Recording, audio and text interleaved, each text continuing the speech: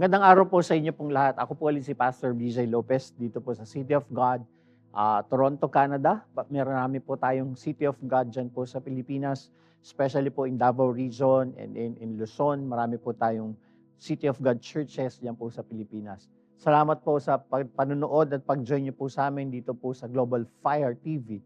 At today po pag-uusapan po natin ang isa hong verse na sinabi ho ng Panginoon Diyos at ang pagkakatawag niya po sa bawat isa po sa atin. No, ano po ba yung mindset o kingdom mindset?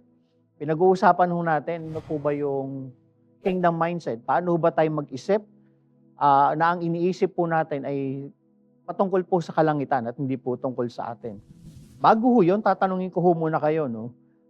Kapag ho ba sinabi natin na kapag po ba ang mga bagay po sa buhay po natin ay may mga nangyayari po sa paligid po natin, ano po yung nagiging influence natin sa kanila?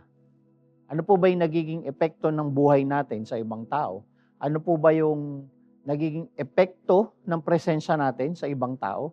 Kung kayo po ay kasama niyo ang mga kaibigan niyo, kasama niyo yung pamilya niyo, katrabaho niyo, even in your church, ano po ba yung nagiging epekto ng buhay niyo sa kanila? Today, pag-uusapan ho natin what is kingdom mindset. And having that kingdom mindset means we influence other people from within. We don't influence them of what we know. We don't influence them of what we have, but we influence them from within. Sino ka? Ano ka? And the Lord God says, tinawag niya po tayo na salt. Maging asin daw po tayo ng ating pong tahanan. Maging asin daw po tayo sa ating mga paligid. Ngunit ano ba ang ginagawa ng asin? Ano bang kapangyarihan ng asin? Ano ho ba ang nagiging epekto o influence ng asin? Sa pag-uusapan ho natin sa araw po na to, when we talk about salt, and Jesus Christ called us to be the salt. And the characteristics of salt, meron po akong napag-aralang 4, and these 4 na pag-uusapan po natin, that the salt is so pure. Napaka-pure po, walang halo ang asin. One of the characteristic or the power of salt is enhances the flavor na niluluto mo. It also helps healing. Kapag meron ho kayong sugat, yung pong asin ay isang bagay na ginagamit po natin. At yung pong asin ay nagpoprotekta, no, dun sa isang fresh meat, fresh na gulay, fresh na pagkain, ay pag nilagyan po natin ito ng asin ay nagkakaroon po ng protection. And Jesus called us to be the salt of the earth.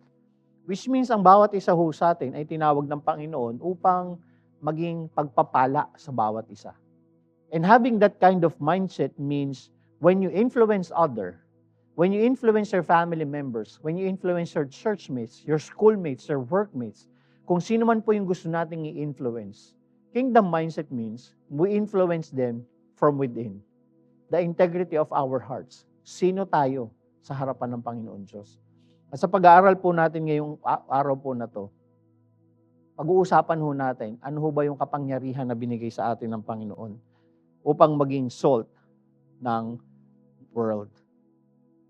Being the salt of the earth means being positive influence in the lives of others and making difference in your church, in our church, and ultimately, God will use us to make a difference in our community and in our world.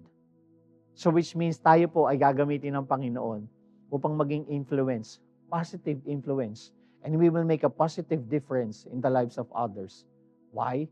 Because God has called us to be the salt of the earth. Samahan niyo po kami. Samahan niyo po ako sa pag-aaral po ng salita ng Panginoon Diyos na kung paano ba tayo magiging isang asin ng ating pong syudad. Maging asin sa ating tahanan, maging asin po sa community. So I'm inviting all of you, please join us, watch with us, and worship with us. And as you listen, I hope that you will be blessed. Continue to support us, continue to be with us, no, in this Global Fire TV, a ministry that will reach out to people. And I hope and I pray that as we study this word, you will be blessed and we will be transformed. Join us, and we would like to thank you for joining us here in Global Fire TV. God bless all of you, and have a good day.